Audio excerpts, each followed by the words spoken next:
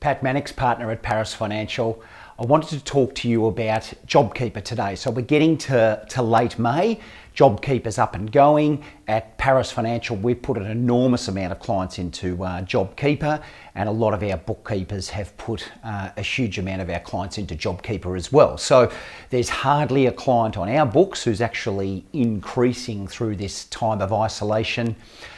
There's the odd one here and there, but there's so many people going into JobKeeper, just showing you that so many businesses are going down by 30% or more. There's a few key things, though now we're in the middle of JobKeeper, for you to be aware of, and I'll try to hit those with you right now. If you're not in JobKeeper, and we'd be one of those businesses who've been pretty busy in April and May, we're not sure about June. June's usually a really big proactive month for Paris Financial, where we're tax planning for clients, trying to deal with their profit before the end of the year, setting up super funds and companies and those sorts of things.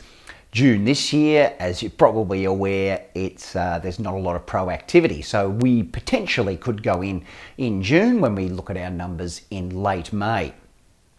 If you as a business have not gone down like us in April or May, but you might go down in June, July, August or September, you must still register for JobKeeper by the end of May. So that's a must. If you think you're going to go down, register yourself, go to your accountant, go to your bookkeeper and register by the 31st of May for JobKeeper.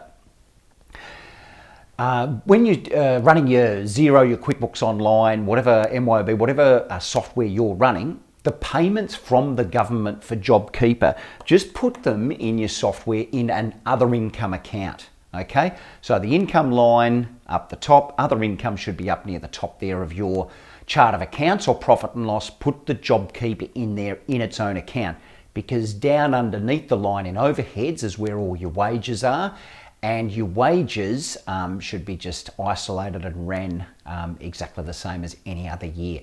So put JobKeeper in an other income category.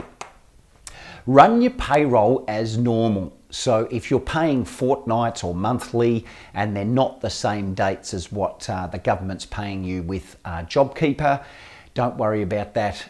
Continue to pay your pay normally, and JobKeeper will just look after itself as the money comes in. So continue that.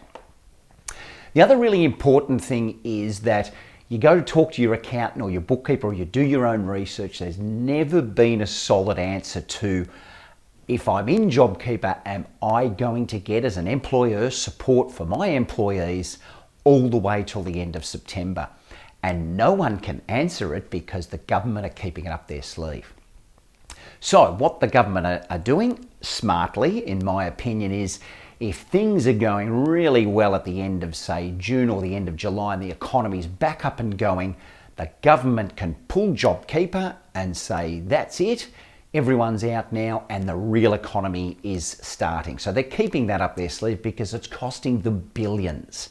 All right, so once you're in JobKeeper, if you went in April or you went in May into JobKeeper, you will get it until the government says it's the end for JobKeeper. So it doesn't necessarily go all the way till the end of September. If the economy's going well, they'll definitely pull it at that time, and they'll allow the real economy to kick in at that point. So JobKeeper, absolutely brilliant program, keeping employees linked to their employer so that when we come out of this coronavirus crisis, we'll be able to kick along.